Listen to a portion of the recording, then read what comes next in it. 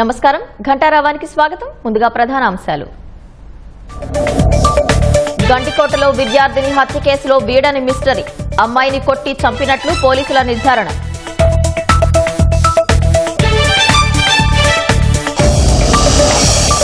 అనంతపురం జిల్లా తాడిపత్రిలో హైటెన్షన్. కేతిరెడ్డి పెద్దారెడ్డి జేసీ సవాళ్లతో భారీగా పోలీసుల మోహరింపు.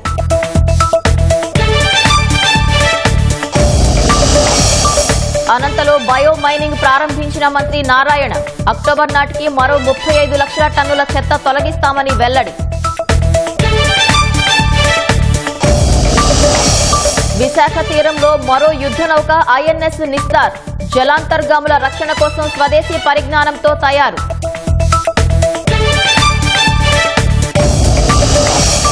పాకిస్తాన్ను వణికిస్తున్న కుంభవృష్టి. ఆకస్మిక వరదలకు 54 మంది దుర్మరణం.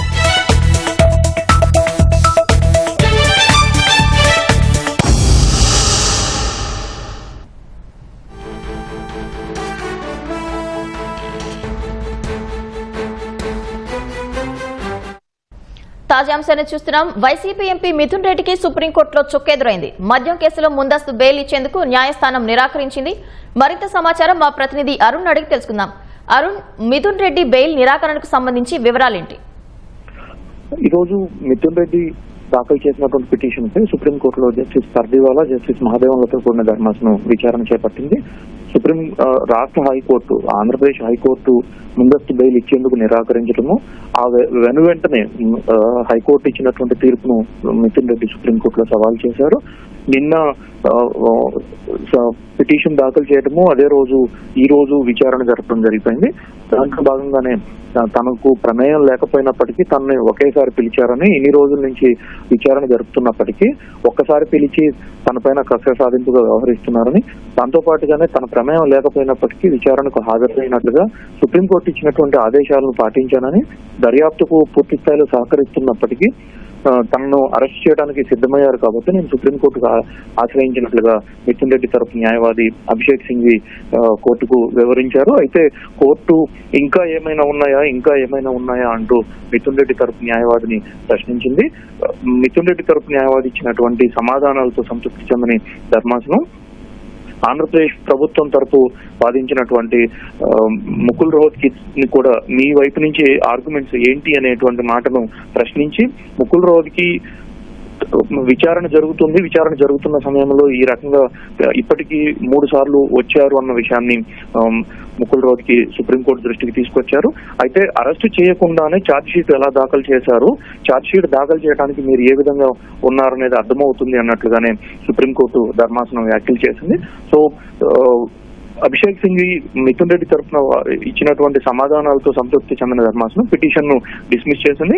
అదే సమయంలో తనకు సరెండర్ అవడానికి పార్లమెంట్ సమావేశాలు ఉన్నాయి, నేను ఎంపీగా ఉన్నాను కాబట్టి అరెస్ట్ అవడానికి లేదా సరెండర్ అవడానికి కొంత సమయం ఇవ్వాలని, లొంగిపోవడానికి కొంత సమయం ఇవ్వాలని సుప్రీంకోర్టుకు విజ్ఞప్తి చేశారు. అయినప్పటికీ కూడా సుప్రీంకోర్టు సంతృప్తి చెందకుండా లొంగిపోవడానికి కూడా సమయం ఇచ్చేందుకు సుప్రీంకోర్టు నిరాకరించి పిటిషన్ ను డిస్మిస్ చేసింది. ధన్యవాదాలు అరుణ్.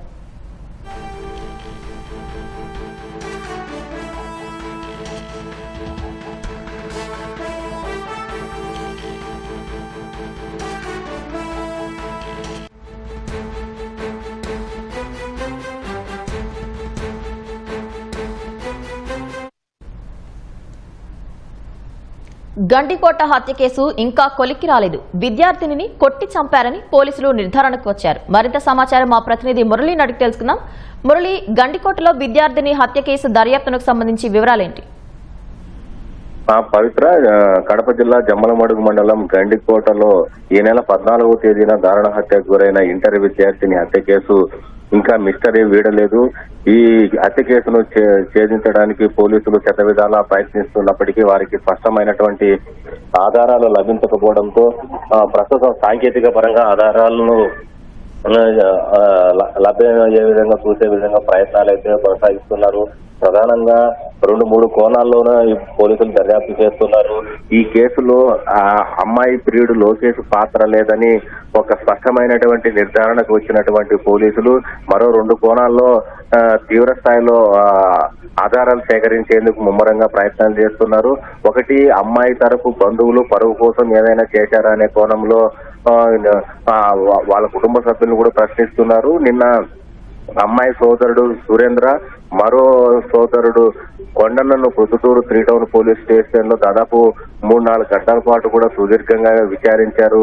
హత్య జరిగిన రోజు ఆ అమ్మాయిని వెతుక్కుంటూ సురేంద్ర అనే వ్యక్తి గండికోటకు వెళ్లిన నేపథ్యంలో అక్కడ ఏమైనా జరిగిందా, ఈ లోకేష్ అనే అబ్బాయి ఇంటికి తిరిగి వచ్చిన తర్వాత సురేంద్ర అనేటువంటి వ్యక్తి ఏదైనా మనుషులను పెట్టి ఏమైనా చేయించాడా అనే కోణంలో వాళ్ళకు ఉన్నటువంటి పోలీసులకు ఉన్నటువంటి అనుమానాలను నివృత్తి చేసుకోవడానికి వీళ్ళిద్దరిని కూడా నిన్న రాత్రి 10 గంటల వరకు విచారించారు. ఆ ఫోన్ కాల్ డేటా కూడా మొత్తం కూడా పరిశీలించారు. వాళ్ళిద్దరిని కూడా నిన్న రాత్రి ఇంటికి పంపించేసి మరోసారి విచారణకు రావాల్సి ఉంటుందని కూడా చెప్పి పంపించినట్లు మనకు సమాచారం ఉంది. అయితే వీరితో పాటు ఆ రోజు 14వ తేదీ గండికోటకు వచ్చినటువంటి అల్లరి ముగ్గులు ఏమైనా అఘాయిత్యాన్ని చేశారనే కోణంలో కూడా ఆరా తీస్తున్నారు. అక్కడ ఉన్నటువంటి సీసీ ఫుటేజ్ అన్ని కూడా పరిశీలిస్తున్నారు. 14వ తేదీ ఈ లోకేష్ అనే వ్యక్తి 10:30 గంటలకి తిరిగి వెళ్లిపోయిన తర్వాత 11-12:30 గంటల వరకు కూడా అమ్మాయి గండికోట ప్రాంతంలో తిరిగింది. అయితే 12:30 సమయంలో అమ్మాయి బ్యాగు రంగనాయక స్వామి టెంపుల్ వద్ద పోలీసులు స్వాధీనం చేసుకున్నారు. అక్కడ దొరికిందని అక్కడ ఉన్నటువంటి గండికోట సిబ్బంది తీసుకొచ్చి పోలీసులకు ఇచ్చారు. అయితే దానికి సమీపంలోనే 200 మీటర్ల దూరంలో అమ్మాయి మృతదేహం లభ్యమైంది. అంటే గండికోట రంగనాయక స్వామి ఆలయం లోపల నిర్మానుష ప్రదేశంలోనే అమ్మాయిని కొట్టి చంపేసి ఆ మృతదేహాన్ని మోసుకుంటూ వెనక వైపునున్నటువంటి కొండ గుట్టల్లోకి కంప చెట్లకు మధ్య అమ్మాయిని పడేసి ఉంటారని కూడా పోలీసులు భావిస్తున్నారు. ఎవరు ఇంత ఘాతుకానికి పాల్పడతారనేది కూడా ఆరా తీస్తూ ఉన్నారు. అయితే అల్లరి మూకలు ఏదైనా ఇలాంటి ఘాతుకానికి పాల్పడినట్లయితే లైంగిక దాడి జరిగేది. కానీ ఈ అమ్మాయి పైన ఎలాంటి లైంగిక దాడి జరగకపోవడం పట్ల కూడా పోలీసులు పలు అనుమానం వ్యక్తం చేస్తున్నారు. శరీరం పైన ఎక్కడ చిన్న ఘాటు లేదు, కానీ కొట్టినటువంటి దాడి చేసినటువంటి గాయాలే కనిపిస్తున్నాయి. శరీరం పైన పొట్ట పైన బలంగా దాడి చేయడంతో లోపల లివర్ కూడా పాడైపోయింది. అంటే ఇది కుటుంబ సభ్యుల పైన వాళ్ళు ఒకంత అనుమానం వ్యక్తం చేస్తున్నారు పోలీసులు. వారిని మరోసారి విచారిస్తే, లోతుగా విచారిస్తే దీనిపైన ఒక క్లూ దొరికేటువంటి అవకాశం ఉంది అనేటువంటి యాంగిల్లో కుటుంబ సభ్యులు ముఖ్యంగా బాధితులను విచారించాలంటే పక్కా ఆధారాలు లభ్యం కావాలనే ఉద్దేశంతో వాటిని సేకరించడానికి పోలీసులు ప్రయత్నాలు చేస్తున్నారు. హనుమానగుర్తి ప్రాంతంలో ఉన్నటువంటి చుట్టుపక్కల ఉన్నటువంటి స్థానికులను కూడా పోలీసులు మస్తిలో వెళ్లి కూడా ఆధారాలు సేకరించే పనిలో ఉన్నారు. ప్రొద్దుటూరులో నివాసం 2 నెలల నుంచి ఈ అమ్మాయి కుటుంబ సభ్యులందరూ కూడా ప్రొద్దుటూరులోనే నివాసం ఉంటున్నారు. ఆ చుట్టుపక్కల ప్రాంతాల వారిని కూడా ఎస్పీ పోలీసులు, ఇంటెలిజెన్స్ వాళ్ళు కూడా రహస్యంగా విచారణ చేస్తున్నారు. ఎవరినైనా వీళ్ళు కిరాయికి తీసుకెళ్లి చేయించారా అనే కోణంలో కూడా ఆరా తీస్తున్నారు. మొత్తం మీద చూసుకున్నట్లయితే ఈ వ్యవహారం అంతా మిస్టరీగా మారిన నేపథ్యంలో 1-2 రోజుల్లో ఒక కీలకమైనటువంటి సమాచారాన్ని రాబట్టి అసలు అంతకులు ఎవరు అనేది నిర్ధారణ చేస్తామని కూడా పోలీసు అధికారులు అయితే భావిస్తున్నారు. ఇప్పుడైతే సాంకేతిక బృందము సీసీటీవీ ఫుటేజ్ ను కూడా మరోసారి పరిశీలించడానికి జమ్మలమడుగు డిఎస్పీ, పొద్దుటూరు డిఎస్పీ వాళ్ళ టెక్నికల్ టీం అంతా కూడా మకాం వేసి అక్కడ దీనిపైన దర్యాప్తు కొనసాగిస్తోంది. పవిత్ర, ధన్యవాదాలు మురళి. అనంతపురం జిల్లా తాడిపత్రిలో మళ్లీ ఉద్రిక్త వాతావరణం నెలకొంది. వైసీపీ అధిష్టానం ఆదేశాల మేరకు ఇవాళ తాడిపత్రిలో రీకాలింగ్ చంద్రబాబు మేనిఫెస్టో కార్యక్రమం చేపట్టనున్నారు. దీనికి వైసీపీ జిల్లా అధ్యక్షుడు అనంత వెంకటరామిరెడ్డి, అనంతపురం పార్లమెంటు పరిశీలకుడు నరేష్ రెడ్డి, జిల్లాలోని సమన్వయకర్తలు హాజరు కానున్నారు. ఇదే కార్యక్రమానికి మాజీ ఎమ్మెల్యే కేతిరెడ్డి పెద్దారెడ్డి వస్తే అడ్డుకొని తీరుతామని టీడీపీ ఎమ్మెల్యే జేసీ ప్రభాకర్ రెడ్డి వర్గం హెచ్చరించింది. అయితే తాను కార్యక్రమానికి వచ్చి తీరుతానని మాజీ ఎమ్మెల్యే పెద్దారెడ్డి స్పష్టం చేశారు. ఈ నేపథ్యంలో ఇద్దరి నేతల మాటలతో తాడిపత్రిలో హైటెన్షన్ నెలకొంది. ఎటువంటి అవాంఛనీయ సంఘటనలు చోటు చేసుకోకుండా పోలీసులు భారీగా మోహరించారు.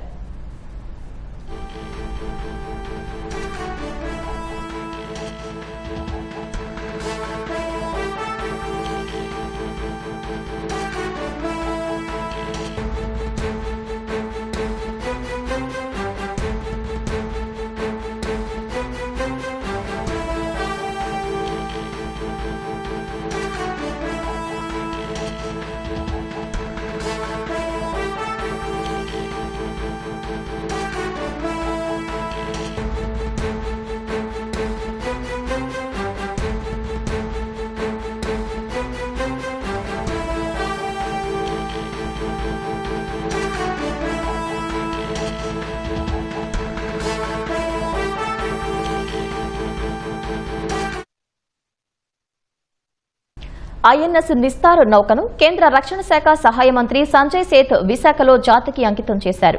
ఈ కార్యక్రమంలో నేవీ అడ్మిరల్ దినేష్ కే త్రిపాఠి, ఇతర నేవీ అధికారులు పాల్గొన్నారు. ఆపదలో చిక్కుకునే జలాంతర్గాములను రక్షించడానికి ఆధునిక పరిజ్ఞానంతో ఐఎన్ఎస్ నిస్తార్ను తయారు చేశారు. ప్రత్యేక డైవింగ్ టీం, హెలికాప్టర్ ఉండటంతో పాటు బహుళపక్ష వినియోగ డెక్లు ఉండటం ఐఎన్ఎస్ నిస్తార్ ప్రత్యేకతలు. హిందుస్థాన్ షిప్ యార్డ్లో నిర్మించిన ఈ నౌక బరువు 10,500 టన్నులు, పొడవు 120 మీటర్లు. ఐఎన్ఎస్ నిస్తార్ తయారీకి 80% పైగా స్వదేశీ పరిజ్ఞానాన్ని వినియోగించారు. ఈ సందర్భంగా హిందుస్థాన్ షిప్ యార్డ్ గొప్పతనాన్ని నేవీ చీఫ్ తెలుగులో ప్రశంసించారు.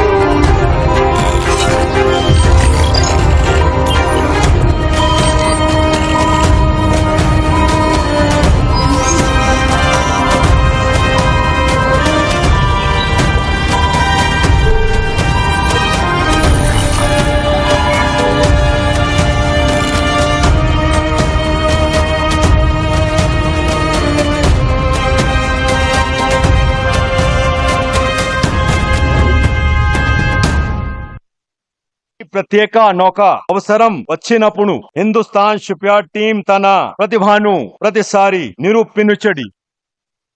ఉషా నుండి నిస్తార్ వరకు మీ నైపుణ్యం. People like me who don't understand, in English it means roughly, whenever the nation has needed a specialized vessel, the team at Hindustan Shipyard has risen to the occasion and excellence. From Jal Usha to Nistar, your craftsmanship has constantly been a source of pride. Shri Sathya Sai జిల్లా yes రాయపురంలో ఎలుగుబంటి రైతుపై దాడి చేసి తీవ్రంగా గాయపరిచింది. పొలం నుంచి ఇంటికి వెళ్తుండగా భూతరాజుపై ఎలుగుబంటి దాడి చేసింది. స్థానికులు గమనించి కేకలు వేయడంతో ఎలుగుబంటి పారిపోయింది. గాయపడిన భూతరాజును మడకశిర ప్రభుత్వాసుపత్రికి తరలించారు. చికిత్స అందించిన వైద్యులు మెరుగైన వైద్యం కోసం హిందూపురానికి తరలించారు.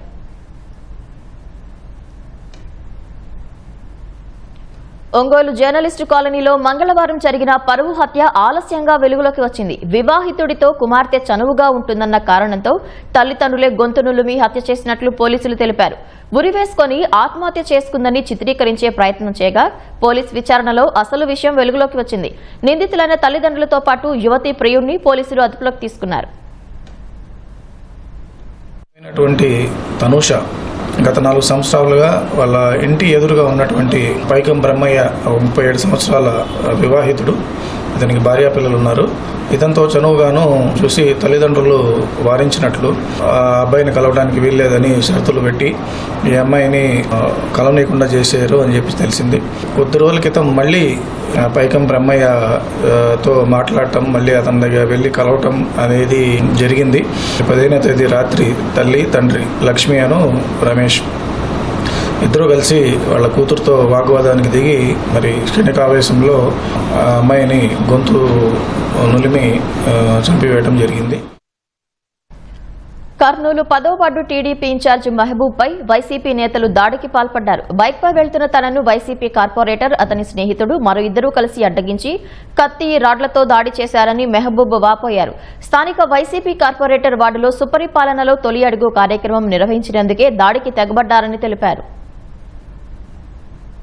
నేను మా ఇంట్లో పనిచేసే పాప నిన్న రాత్రి బనగానపల్లి హోటల్ కాడి నుంచి పోతుంటే ట్రాఫిక్ జామ్ ఉండే ఆడ 10th వార్డ్ కార్పొరేటర్ యూనుస్, అతని ఫ్రెండ్ జావీద్, వాళ్ళిద్దరూ ఇంకో 4 ఉన్నారు సార్. కత్తులతో రాడ్లతో ఇష్టం వచ్చినట్టు కొట్టినారు సార్. ఆ పాప కింద పడింది, నాకు ఇష్టం వచ్చినట్టు కొట్టారు సార్ వాళ్ళు. నేను స్పృహ తప్పి పడిపోయినా, కళ్ళు తెరిచి చూస్తే హాస్పిటల్లో, జనరల్ హాస్పిటల్లో ఉంది సార్. నేను అది సూపర్ పాలనది మనం సంవత్సరంది చేస్తుంటే అది వాళ్ళదే వాడు కదా సార్, అది ఓర్చుకోలేక కొట్టారు సార్. వాళ్ళే కొట్టారు, ఆడిపిల్లకి కూడా కొట్టారు సార్ వాళ్ళు. నేను అసలు స్పృహ తప్పి పడిపోయినాను, అసలు తెలియదు నాకు ఏం జరిగిందో. నేనేం దాడి చేయలేదు సార్ వాళ్ళ పైన. వాళ్ళే ఇష్టం వచ్చినట్టు తలకు కొట్టారు సార్. కళ్ళకేం కనిపించకుంది సార్.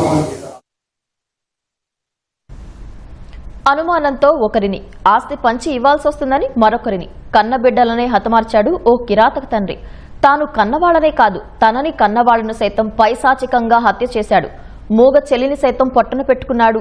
ఒకరిద్దరు కాదు, ఏకంగా 5 కుటుంబ సభ్యుల ప్రాణాలను బలి తీసుకున్నాడు. పైగా మరో 4 చంపుతానంటూ శపథం చేశాడు. పల్నాడు జిల్లా క్రోసూరు మండలం పుట్లగూడెంలో కుమారుడి హత్య కేసు విచారణలో పోలీసులు విస్తుపోయే నిజాలను వెలికి తీశారు.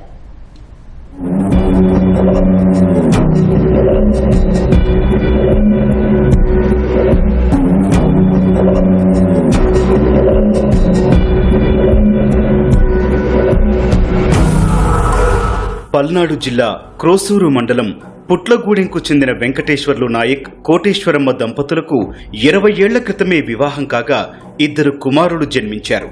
మొదటి కుమారుడు పుట్టినంత వరకు బాగానే ఉన్న వెంకటేశ్వర్లు నాయక్ రెండో కుమారుడికి తన పోలికలు లేవంటూ భార్యను అనుమానించడం మొదలుపెట్టాడు. 3 నెలల పసికందును గొంతు నులిమి చంపేసినట్లు భార్య కోటేశ్వరమ్మ తెలిపింది. భయంతో పుట్టింటికి పారిపోయిన భార్య పెద్ద కుమారుడినైనా దక్కించుకుందామని ఎన్నో ప్రయత్నాలు చేసింది. కానీ ఆమె ఆశలు అడియాసలే అయ్యాయి. కుమారుడి కోసం వచ్చిన ప్రతిసారి బెదిరించి పంపివేసిన వెంకటేశ్వర్లు నాయక్ చివరకు చెట్టెంత ఎదిగిన కన్న కొడుకునే కడతీర్చాడని భార్య కోటేశ్వరమ్మ కన్నీటి పర్యంతమైంది.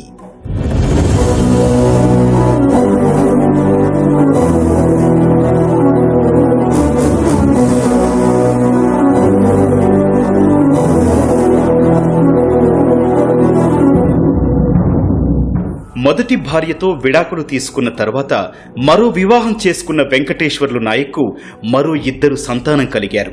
గొర్రెలు, మేకలు మేపుతూ జీవనం సాగించే వెంకటేశ్వర్లు నాయక్ కుటుంబ సభ్యులతో కలిసి 3 నెలల క్రితమే ఎర్రబాలెం వచ్చారు. పొలాల్లో తాత్కాలికంగా గుడిసెలు వేసుకుని జీవిస్తున్నారు. మొదటి భార్య కుమారుడైన 19 ఏళ్ల మంగ్యా నాయక్ సైతం తండ్రి వద్దే ఉంటున్నాడు. ఆస్తిలో వాటా ఇవ్వాల్సి వస్తుందని జూలై 3న నిద్రిస్తోన్న కుమారుణ్ణి కన్న తండ్రి గొడ్డలితో నరికి చంపేశాడు. గుట్టుచప్పుడు కాకుండా మృతదేహాన్ని సమీపంలోని కాలువలో పూడ్చిపెట్టాడు. కుమారుడి ఆచూకీ లేకపోవడంతో అనుమానం వచ్చిన కోటేశ్వరమ్మ పోలీసులకు ఫిర్యాదు చేయగా వెంకటేశ్వర్లు నాయక్ను పోలీసులు అదుపులోకి తీసుకున్నారు. విచారణలో నేరం అంగీకరించాడు.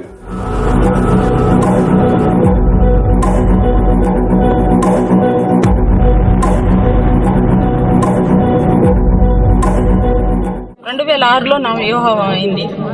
మాకిద్దరు పిల్లలు పుట్టారు. చిన్న పిల్లగాడు ఎర్రగా పుట్టిండు. అయితే ఈ పిల్లోడు ఎర్రగా ఎందుకు పుట్టిండు, నువ్వు ఏమి చేస్తే ఈడు పుట్టిండు అని 3 నెలలు చిన్న బాలుడికే గొంతు పిసికి నోట్లో ముక్కులో నుంచి బ్లడ్ వచ్చి చనిపోయిండు. చనిపోతే నేను తప్పు చేస్తేనే ఈ బిడ్డ పుట్టిండని, ఈడు అనుమానంతో చంపిండని, నన్ను కూడా చంపుతాడని నేను నా తల్లిగారి ఇంటికి వెళ్ళిపోయాను. చిన్న పెద్ద కొడుకు ఉండిపోయిండు కదా, వాడి కోసం నేను కేసు పెట్టా. మళ్ళీ ఇంటికి వచ్చి ఒకసారి వార్నింగ్ ఇచ్చిపోయిండు. పిల్లగాడి కోసం కేసు పెట్టి నన్ను స్టేషన్కి నడిపిస్తే నువ్వు ఉండవు, నా కొడుకు కోసం నువ్వు రాకూడదు అని అన్నాడు నా భర్త. మళ్ళీ ఇప్పుడు ఉన్న నా బిడ్డకు కూడా చంపేసిండు. 2 కుమారులని కాక కన్న తల్లిని సైతం అడవిలోకి తీసుకెళ్లి ముక్కలు ముక్కలుగా నరికి చంపేశాడని, తండ్రిని సైతం హతమార్చాడని కోటేశ్వరమ్మ ఆరోపించింది. మూగ చెల్లిని సైతం వెంకటేశ్వర్లు నాయకే చంపాడని తెలిపింది. నా ఆడబిడ్డ మూగిది, మాటలు కూడా రావు, తనే చంపేసిండు.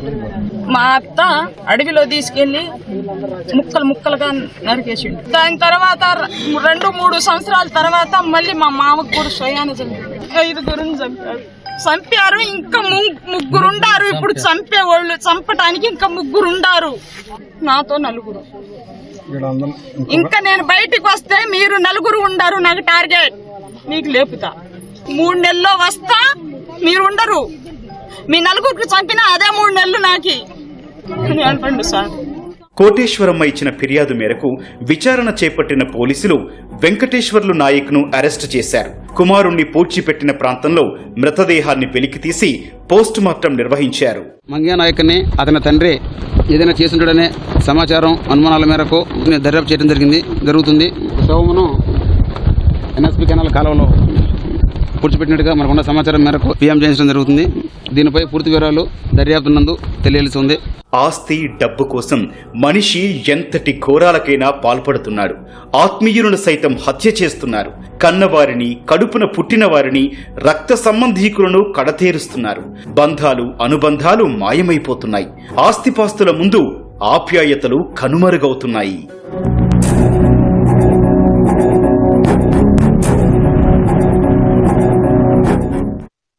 దేశ రాజధాని ఢిల్లీ సహా బెంగళూరులోని 80కి పైగా ప్రైవేటు పాఠశాలలకు బాంబు బెదిరింపులు రావడం తీవ్ర కలకలం సృష్టించింది. పాఠశాలల్లో భారీగా పేలుడు పదార్థాలను అమర్చామని, బాధపడేందుకు మీరంతా అర్హులంటూ ఆగంతకులు ఒకేసారి ఈమెయిళ్లు పంపారు. విద్యార్థులను ఏం చేయబోతున్నామో చెబుతామంటూ హింసాత్మక రీతిలో హెచ్చరించారు. అప్రమత్తమైన పోలీసులు విస్తృత తనిఖీలు చేపట్టారు.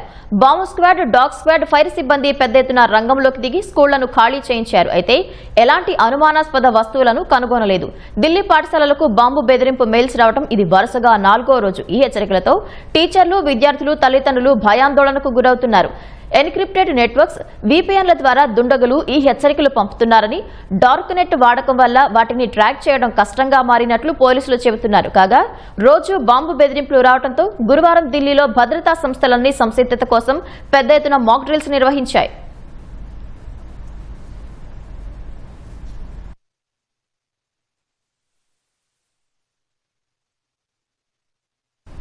ఇంట్లో కరెన్సీ కట్టలు భారీగా బయటపడి అవినీతి ఆరోపణల్లో చిక్కుకున్న జస్టిస్ యశ్వంత్ వర్మ సుప్రీంకోర్టును ఆశ్రయించారు.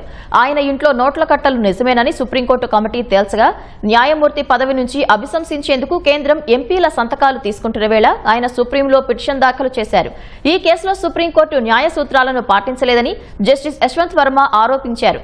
తనను పూర్తి స్థాయిలో పారదర్శకంగా విచారించకుండానే సుప్రీంకోర్టు మాజీ CJI సంజీవ్ ఖన్నా ఏకపక్షంగా నిర్ణయం తీసుకుని విచారణ కమిటీని ఏర్పాటు చేశారు. విచారణ కమిటీ కూడా సమగ్ర దర్యాప్తు చేయడంలో విఫలమైందని ఆరోపించారు. ఈ కమిటీ ఇచ్చిన నివేదికను చెల్లనిదిగా పరిగణించాలని జస్టిస్ యశ్వంత్ వర్మ సుప్రీంకోర్టును కోరారు. ఈ నెల 21 నుంచి పార్లమెంటు వర్షాకాల సమావేశాలు జరగనున్నాయి. ఈ సమావేశాల్లోనే జస్టిస్ యశ్వంత్ వర్మ అభిశంసన కోసం తీర్మానం ప్రవేశపెట్టేందుకు వీలుగా ఎంపీల సంతకాల సేకరణ ప్రక్రియను ఇటీవల చేపట్టారు. లోక్సభలో ఈ తీర్మానాన్ని ప్రవేశపెడతామని ఇప్పటికే పార్లమెంటరీ వ్యవహారాల మంత్రి కిరణ్ రిజిజు వెల్లడించారు. పహల్గాం ఉగ్రదాడికి తెగబడ్డ the resistance front TRF group ను ఉగ్ర సంస్థగా అమెరికా గుర్తించడాన్ని భారత్ స్వాగతించింది. వాషింగ్టన్ నిర్ణయాన్ని భారత్, అమెరికా ఉగ్రవాద నిరోధక సహకారానికి ఉన్న బలమైన సంకల్పంగా విదేశాంగ మంత్రి జయశంకర్ అభివర్ణించారు. పాక్ ఉగ్ర సంస్థ లష్కర్-e-తోయిబా ప్రాక్సీ అయిన TRF ను విదేశీ ఉగ్ర సంస్థ FTO specially designed global terrorist SDGTగా ప్రకటించినందుకు అమెరికా విదేశాంగ మంత్రి మార్కో రూబియోను ప్రత్యేకంగా అభినందిస్తున్నట్లు జయశంకర్ పోస్టు చేశారు. ఉగ్రవాదం పట్ల భారత్ జీరో టాలరెన్స్ విధానాన్ని అవలంబిస్తున్నట్లు వివరించారు. ఎడతెరిపి లేని భారీ వర్షాలు పాకిస్తాన్ను వణికిస్తున్నాయి. పంజాబ్ ప్రావిన్స్ లో ఆకస్మిక వరదలు సంభవించి గడిచిన 24 గంటల్లోనే 54 మంది దుర్మరణం పాలయ్యారు. వర్షాల ధాటికి గత 3 వారాల్లో పాక్లో చనిపోయిన వారి సంఖ్య 178కి చేరింది. గతేడాది ఇదే సమయంతో పోలిస్తే దేశం మొత్తంలో 82%, పంజాబ్లో 124% అధిక వర్షపాతం నమోదైనట్లు పాక్ వాతావరణ శాఖ తెలిపింది. పంజాబ్, ఖైబర్ పఖ్తూన్ఖ్వాతో పాటు దక్షిణాన సింధ్, బలోచిస్తాన్లో బాణాలు దంచికొడుతున్నాయి. పంజాబ్లోని జీలం జిల్లాలో మేఘాలు బద్దలయ్యేలా అనేలా కుంభవృష్టి కురిసింది. అనేక మందిని సైనికులు, రెస్క్యూ సిబ్బంది కలిసి పడవలు, హెలికాప్టర్లతో రక్షించారు. రావిల్పిండి, లాహోర్ సహా పలు నగరాలు, పట్టణాలు జలమయమవగా రోడ్లు నదులను తలపిస్తున్నాయి. అనేక కార్లు ప్రవాహంలో కొట్టుకుపోయాయి. వాతావరణం మరింత ప్రతికూలంగా మారే ప్రమాదముందని జాతీయ విపత్తు నిర్వహణ అథారిటీ హెచ్చరిక జారీ చేసింది. పర్వత ప్రాంతాల్లో కొండ చర్యలు విరిగిపడి హైవేలు మూసుకుపోయే అవకాశం ఉందని, పర్యాటకులు తమ ప్రయాణాలను మానుకోవాలని సూచించింది. ఇస్లామాబాద్, కశ్మీర్ వంటి ప్రాంతాల్లోనూ భారీ వర్ష సూచన ఉన్నట్లు అధికారులు తెలిపారు.